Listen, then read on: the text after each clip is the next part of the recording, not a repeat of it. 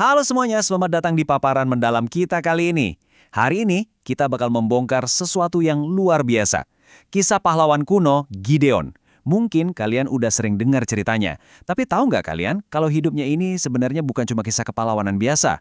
Ini tuh semacam cetak biru, sebuah nubuat dinamis yang mengarah langsung pada karya penebusan Kristus.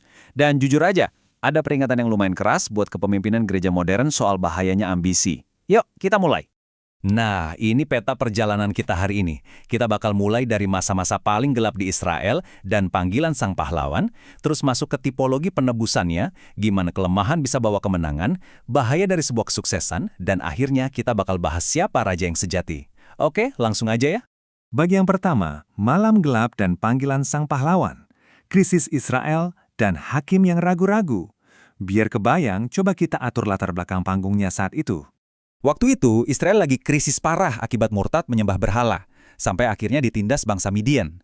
Nah, perhatikan garis waktu ini. Perjalanan spiritual Gideon merespons krisis itu benar-benar kayak roller coaster emosi. Kita bakal lihat fasenya, mulai dari panggilannya pas dia lagi ketakutan setengah mati, keraguannya waktu minta tanda pakai bulu domba, kemenangannya yang benar-benar di luar nalar melawan pasukan raksasa, sampai akhirnya, nah ini yang sedih, dia terjun bebas ke dalam kesombongan yang menghancurkan dirinya dan bangsanya sendiri. Tapi sebelum jauh, kita harus ngerti dulu satu konsep penting, yaitu tipologi. Singkatnya, kehidupan Gideon ini sengaja dirancang sama Roh Kudus sebagai bayang-bayang. Ini nunjukin kedaulatan Tuhan yang luar biasa, menyusun sejarah sedemikian rupa untuk ngasih semacam spoiler atau pola keselamatan ilahi yang kelak disempurnakan oleh Yesus Kristus. Keren banget kan? Sekarang, coba bayangin ironi yang ada di sini. Gideon lagi ngumpet, ketakutan dari bangsa Midian, diam-diam ngirik gandum di tempat pemerasan anggur yang sempit. Ibaratnya kayak lagi nyoba manggang kue tapi di dalam lemari pakaian, sembunyi-sembunyi. Tapi justru di titik terendah dan paling lemah itu, Tuhan datang dan manggil dia pahlawan yang gagah berani. Tuhan itu ngelihat siapa Gideon di dalam kedaulatan dan kuasanya, bukan ngelihat kondisinya yang lagi gemetaran saat itu. Lanjut ke bagian kedua, tipologi penebusan. Bayang-bayang sang juru selamat dalam hidup Gideon. Mari kita lihat gimana detail-detail sejarah kuno ini secara spesifik memetakan karya penebusan Kristus. Poin krusialnya ada di tabel ini. Coba perhatikan. Keselarasan yang terjadi di sini benar-benar menakjubkan.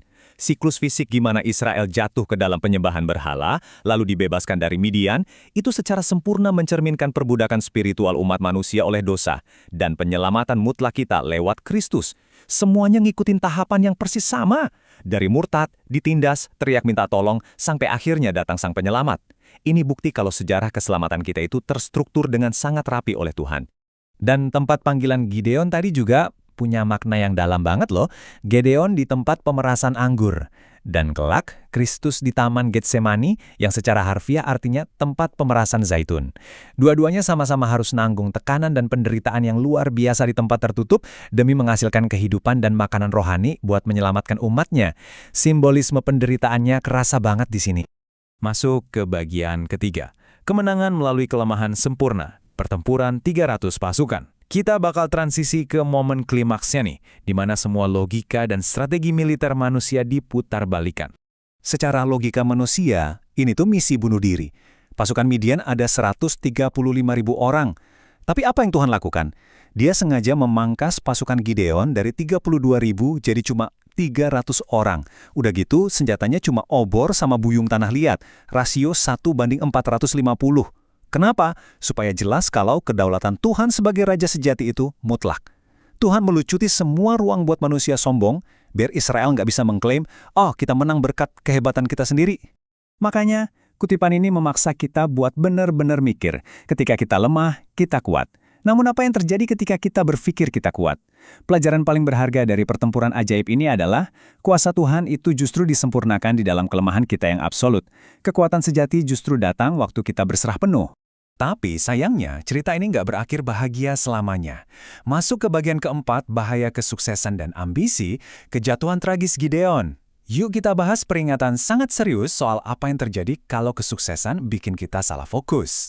Kalau kita perhatikan ini, transformasi Gideon ini asli mengerikan banget.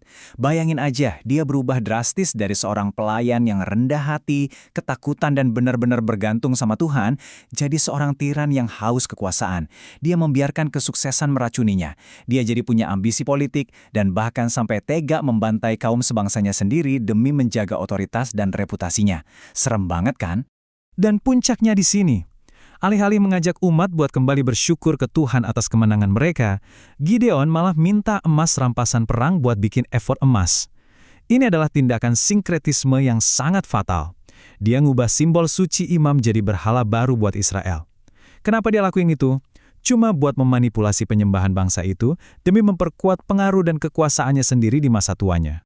Gideon emang secara lisan nolak loh waktu ditawarin gelar raja, tapi praktiknya dia ngumpulin kekayaan, ngambil banyak istri, ia bertingkah persis kayak Raja Lalim.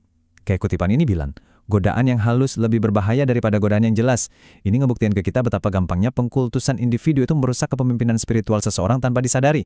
Nah, sekarang kita sampai di bagian kelima. Kristus, Raja dan Juru Selamat sejati. Sang antitipe yang sempurna. Di bagian penutup ini kita bakal lihat gimana kegagalan ultimate yang tragis dari Gideon justru menyingkapkan betapa kita butuh banget sosok juru selamat yang nggak mungkin jatuh. Poin pentingnya terangkum jelas di sini. Walaupun Gideon sempat dipakai Tuhan dengan luar biasa, ujung-ujungnya dia cuma manusia cacat yang meninggalkan warisan penyembahan berhala dan penderitaan baru. Disitulah bedanya. Yesus Kristus adalah antitipe sempurna. Kristus nggak pernah bawa umatnya pada berhala, dia justru menyucikan kita.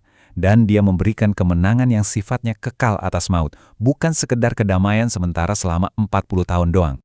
Dari kisah kuno ini, ada pesan dan peringatan keras banget buat gereja di era modern. Kita harus benar-benar jaga diri supaya nggak membangun efot-efot kesuksesan kita sendiri. Kita harus nolak yang namanya pengkultusan manusia, menghindari ambisi politik duniawi di dalam pelayanan, dan selalu mengedepankan kepemimpinan yang melayani kayak Kristus. Karena jujur aja, kesuksesan pelayanan itu gampang banget loh bergeser jadi penyembahan ego. Pada akhirnya, inti Injil dari keseluruhan kisah ini bersinar terang banget. Keselamatan datang bukan dari kekuatan manusia. Kristus menaklukkan musuh terbesar kita bukan pakai kekuatan militer duniawi yang megah, tapi justru dengan merengkuh kelemahan absolut di atas kayu salib untuk menghancurkan kuasa dosa buat selama-lamanya. Sebagai penutup, saya mau meninggalkan kalian dengan satu pertanyaan tajam ini. Dalam segala hal yang kita kerjakan, pelayanan yang kita pimpin, apakah kita benar-benar melayani untuk meninggikan Sang Raja sejati? Atau jangan-jangan kita diam-diam lagi nyusun emas buat ngebangun kerajaan kita sendiri? Pikirin baik-baik ya. Terima kasih banyak udah ikut mendalami paparan kita kali ini.